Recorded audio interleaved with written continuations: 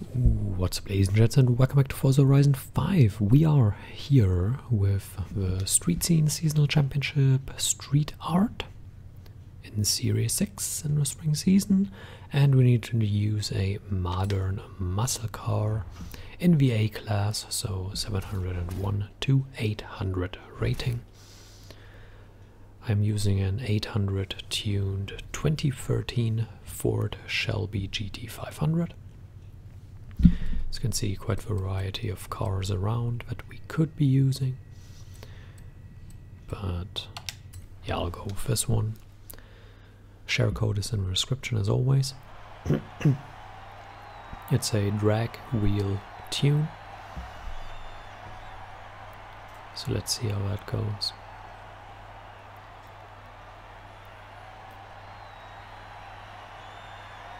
Should have also chosen different colors. I'm not a fan of those, but it is what it is.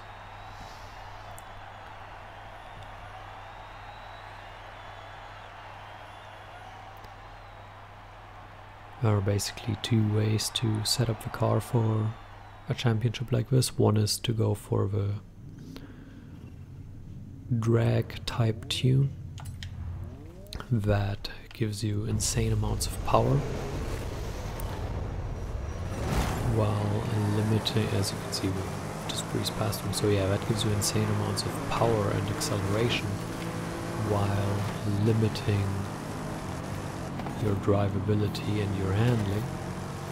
Or you can go for a more handling based tune, which means you will have to use your driving skill a lot more. Way off-road here, but they do that as well, so that's fine. Oh, we're past them. So yeah, that is basically an effect of going for raw power and no handling, but it also means you can mostly just drive past them, and then you just have to make sure you somehow get through the corners. The handling while accelerating is terrible, so you really want to straighten your car out as early as possible so that you can accelerate as early as possible, because yeah, the handling is limited, but you have so much power that it hardly matters. You might want to use the e-brake here or there to correct some minor handling mistakes if they occur, like you can just kick the tail out and then basically drift through the corner. The car is stable enough in an A class, it's not as hard to control. But yeah, for A class this is an insane amount of power, and if you can somehow handle it, then that is certainly a good alternative to the tunes that I personally prefer, which are more about getting through the corners quicker. Like, this is obviously defeat your enemy through sheer power, and I normally prefer going through the corners faster entry speeds, faster exit speeds, faster apex speeds, and tighter lines, etc. Being able to take corners faster. So that's normally how I try to do it. But yeah, this drag type of tune will probably do alright. Like I said, share code is in the description, you just need to adjust your driving style a little bit. That has been the most problematic part for me personally, dealing with these tunes. Adjusting the driving style, that really has been it. So that completes race number 1. And we have race number 2. We actually go through the city a little bit there, and that's problematic with that tune. Now, technically you can change the tunes to adjust to the race that you are driving, so you can actually pick out the preferred tune for each race, but you're not driving against unbeatable AI. This is not necessary at all. And you're also not driving against humans, where this could be an interesting thought. You're driving against mediocre AI. depending on race obviously. And road racing they're mediocre. In off-road or cross-country they are actually pretty good, or dirt or cross-country it is. Both is off-road. But yeah, in off-road racing the VAI is pretty darn good. So that's a pretty one. Revet and Lust. So this is really the benefit of that tune. You can jump them at the start here, you can breeze past everyone when you just need to make sure you don't blow it with unnecessary mistakes. There's a whole lot less driving skill involved, raw driving skill. Where you can talk about certain techniques that you might be using to gain an advantage. Like the switcheroo maneuvers, etc. Where you use late braking, use early braking, use switching sides, different lines. Going through the fast corners better, etc. All that really goes out the window. You just use your power to overtake and try to somehow get through corners. And then on every straight bit you're owning them.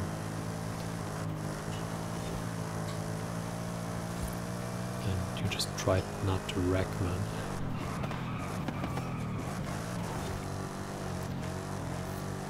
And obviously trimming down on everything else handling related, and especially with drag tires, it allows you to go for all of that power and still stay in the performance rating that is given here. Oh, this is bad. That wasn't good. But that's what I meant when we will go into the city, and that's when you might actually consider switching off of that tune. Because it certainly doesn't lend itself to driving through here. And being said, you can make it work. To the wall here. I wanted to e-drift, but it didn't work.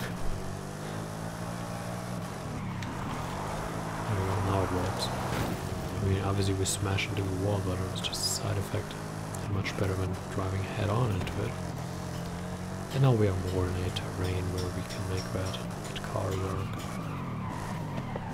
That was an ugly race.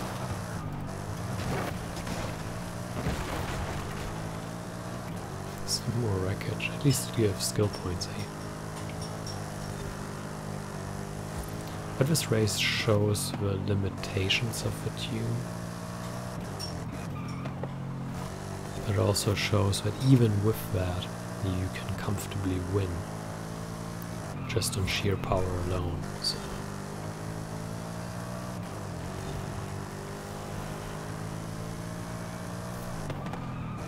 I thought about suggesting an alternative tune and putting that into the description as well, but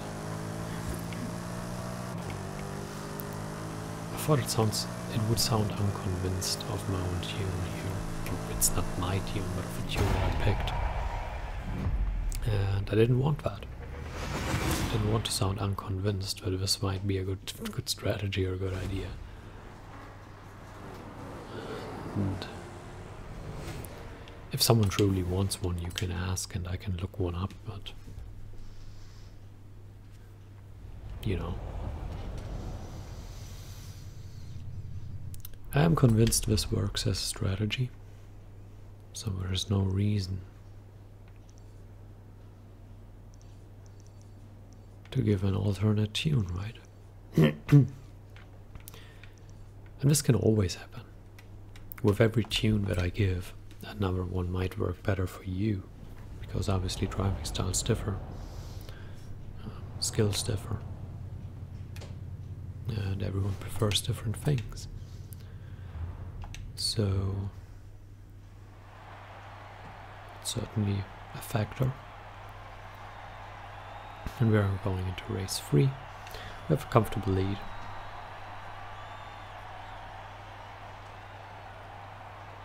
So I doubt much can stop us now.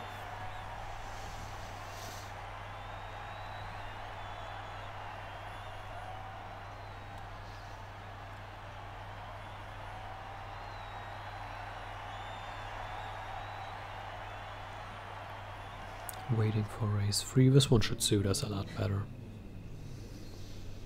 El Lago Blanco. There we go. So yeah, this should certainly suit us a lot better. And I think it will. Yeah, we can just drive past from here again. Stay on the inside line, but actually leave the door open here to fit your car through, because they don't take a very tight line. So you can squeeze your car between them and the sand there, and you might even be able to push through on the sand if they close that gap.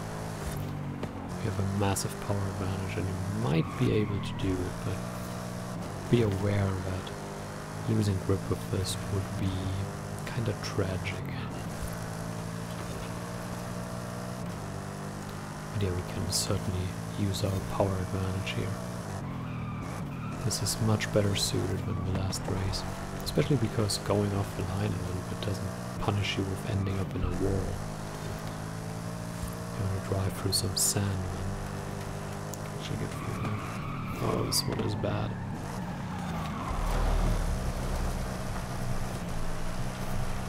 This is one of those corners where everyone goes off, so it's not that bad. Still would have preferred getting in nicely. Already knew braking into the corner that we were too late, so that probably says enough. Oops, that one was bad. Oh well, half the race done. Comfortable lead. You can see how when you go on the accelerator, the car really becomes unstable when you are still in turning motion. And when you drive basically straight for a bit, and then it really only starts to adjust to your turning motion. Like, you turn in when we go to the accelerator, and it wants to go straight, and then you start getting into the turning motion again.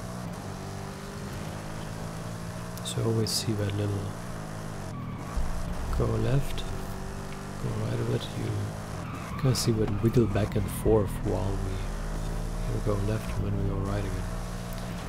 So the way we turn the corner is really compromised there.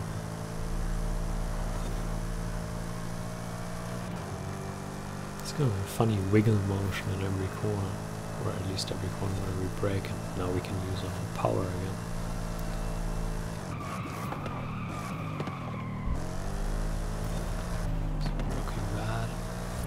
Here we did a good job because we were braking entirely before turning in. And that is obviously beneficial. And that gives us another victory. We didn't really have much trouble. Despite the difficulties handling the thing, we breezed through the 3 races, and I hope you can do that as well.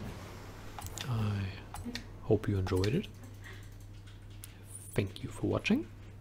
And well, until next time,